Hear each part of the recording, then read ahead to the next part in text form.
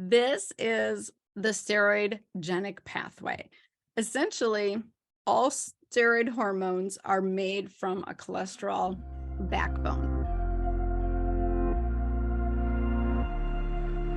This is what I learned in undergrad as a physiology major, and then I relearned it in my first year of medical school. We had to memorize every little detail of this.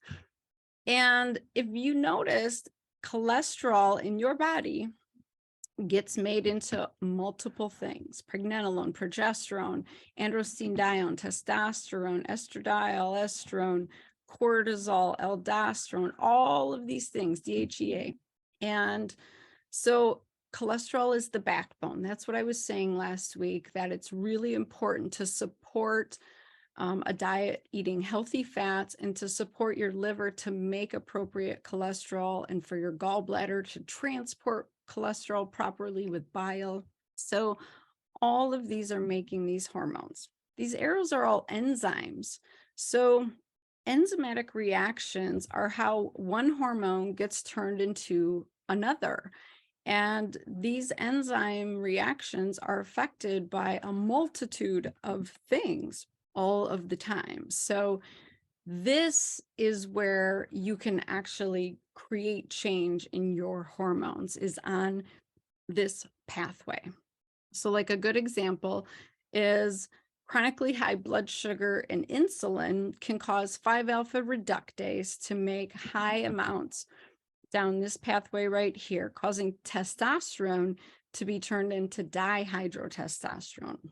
This is why women with polycystic ovarian syndrome who have insulin resistance end up with acne, hirsutism, like chin hair, male pattern hair on their stomach, a deeper voice, a loss of their periods, because this pathway is excessively being stimulated and they're making too much DHT. So we block that pathway with interventions, supplementation, diet interventions, lifestyle interventions. Or this other example over here, where you have alcohol, a zinc deficiency, chronic stress or cortisol, and high insulin, increase the production of aromatase.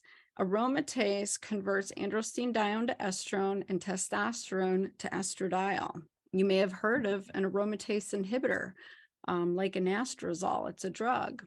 This blocks the conversion to estrone and estradiol. So you end up with low estrogen levels and higher cholesterol levels. Does that make sense, you guys? Like, we're trying to either enhance these pathways or block them. And so essentially, countless things affect these enzyme reactions. This is a super simplified version. Literally, according to the National Institutes of Health, NIH, there's over 120 drugs that just interfere with cytochrome P450 alone. That's this first little enzyme reaction from cholesterol to pregnenolone. 120 drugs can F up your hormones just by taking them. So I always want you to realize that whatever's going into your body, whether you're drinking it, eating it, inhaling it, rubbing it on, it's going to affect you and it's going to affect your hormones. So conventional medicine wants to dumb it down and make everything black and white, act like things are an on-off switch, right? And because we've acted this way for so long, the doctors actually have forgotten what they learned in first year medical school. All this biochemistry, all this physiology is the backbone to how your body functions. And this is only one pathway of probably 100 pathways. It's insane. It takes us to get back to the foundation of how your body works at the cellular level and understanding these processes for you to actually reclaim your health, to thrive and function properly. This is the complete opposite of managing disease.